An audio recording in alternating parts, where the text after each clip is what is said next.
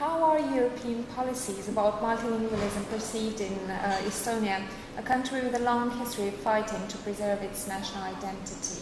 And who do you think will be the beneficiaries of the Estonian language course created in the TUL project? Well, Estonia does have a long history of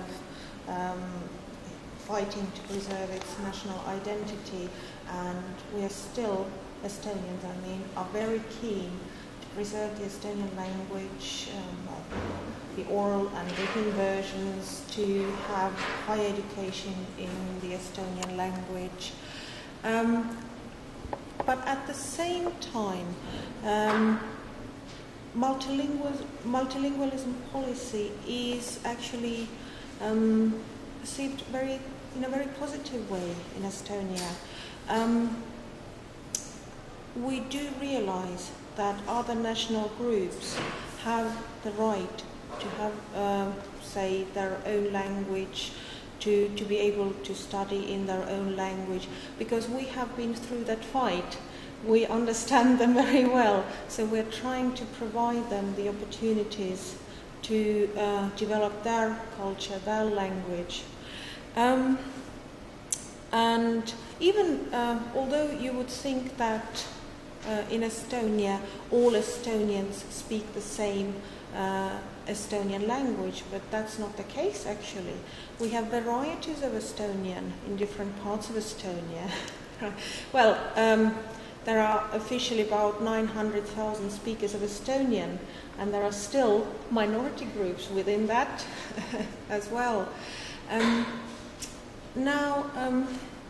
So yes, I think it's perceived in a very positive way, because we really do understand that all the nationalities, all the groups, minority groups, need and want to have their language.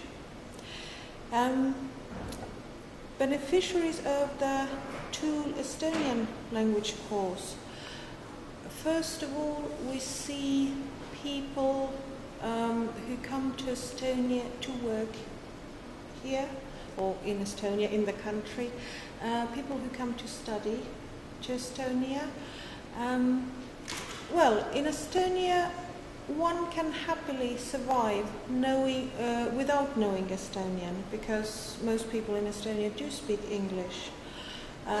But I think, maybe we have been very lucky, but most people who come to Estonia from other countries have realized that, knowing some Estonian does help them to have social contacts and so on.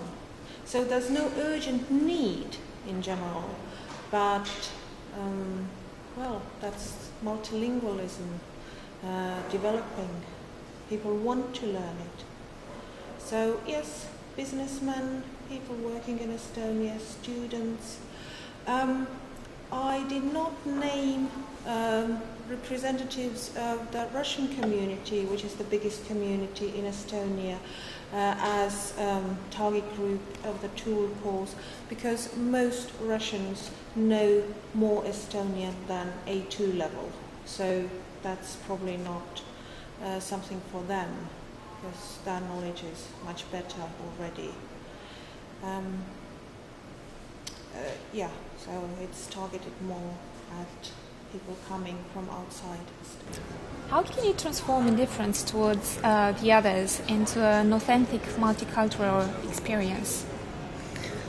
Well, that is a very tough question.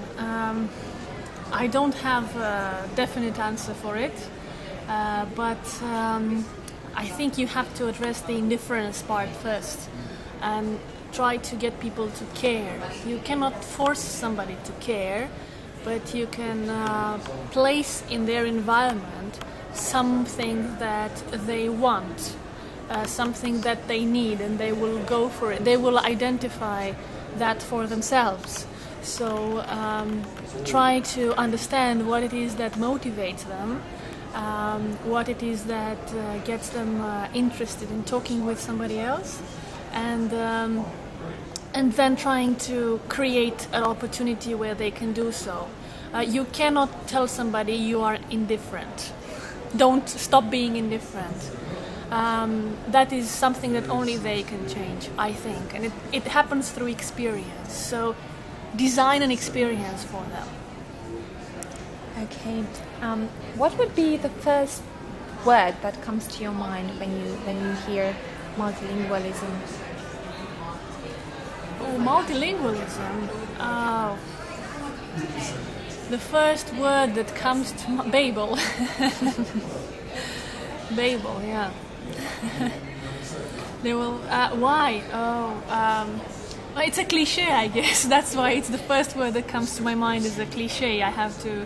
I'm not always good at saying something intelligent. The first time I have to think about it. But multilingualism, I personally feel good about it. I like the fact that I know several different languages.